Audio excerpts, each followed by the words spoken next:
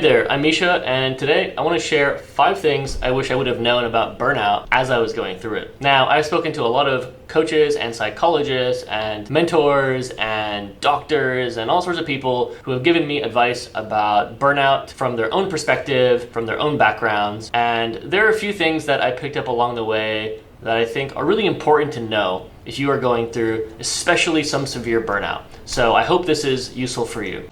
You have my attention.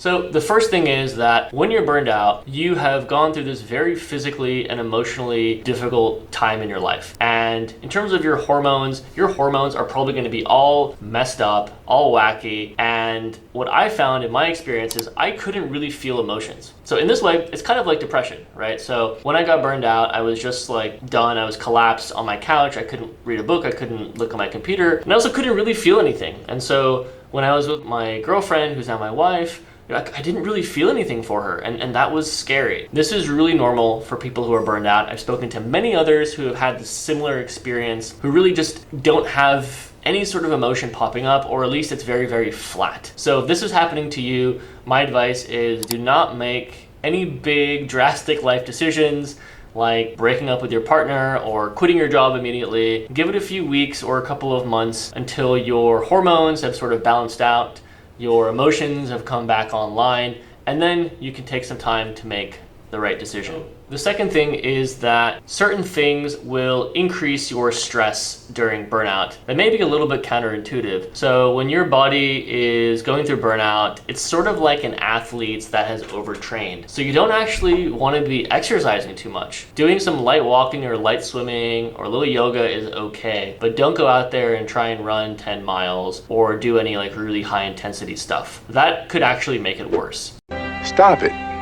Get some help. Another thing is the keto diet and intermittent fasting. This has actually been shown, or these have actually been shown to increase your cortisol levels. So that may not be the best thing for you in this situation. So I would recommend to stick to a medium or higher carb diet, not to do any fasting for now, and just to do some very, very light walking and exercise.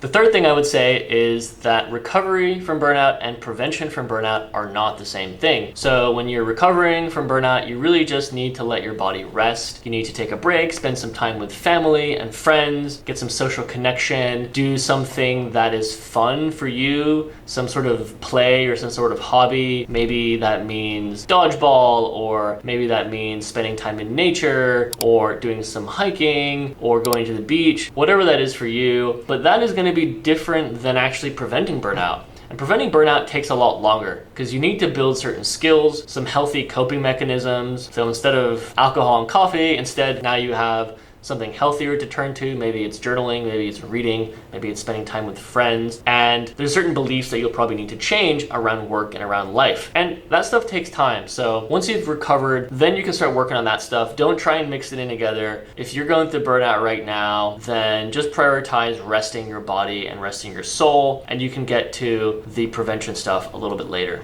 The fourth thing is burnout has really not that much to do with the number of hours you work. I know plenty of people who are, entrepreneurs, or they're working in big companies and they're super happy and they're working really hard. Also, if you notice, especially artists and creators, they work pretty crazy hours working on their projects, their creative endeavors, and they're not getting burnt out. So why is that? Well, the reason I think is because burnout is less about stress and stress relief and more about your beliefs and your reasons and the meaning that you have behind work. So if you're doing something just because you want to reach some goal in the future, then that might actually be very corrosive to your soul because you're always using something as a means to an end and you're never really just happy in this moment. So keep that in mind. It's not about the number of hours you work, but it's the enjoyment and contentment of what you're doing in your day-to-day life. And the last thing I'll say is that it can take up to 2 or 3 years to truly recover from burnout.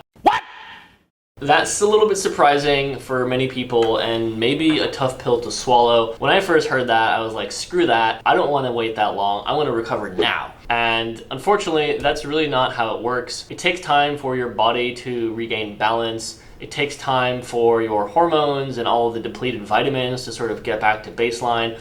And that can take actually several months just on the hormonal and the physical side of things. The mental side of things can actually take even longer, and there's a lot of negative thoughts that we have to deal with, a lot of cynicism that builds up going through burnout. And in order to get rid of those thoughts or to transform them, we need to forgive ourselves, we need to forgive others, we need to reframe a lot of what happened in order to move on. And honestly, that stuff takes time. It takes time through therapy, through talking to friends, through travel, through, again, forgiveness and meditation and all of these things. So it doesn't mean you can't get back to work pretty soon. It could just be a few days or a few weeks from really getting burned out that you can return to work. But in terms of really, really fully recovering and feeling normal again, that could actually take some time. So I hope this was helpful for you wherever you are in your burnout journey. If you have any questions or comments, I would love to hear from you. So please leave a comment below, and I will see you next time.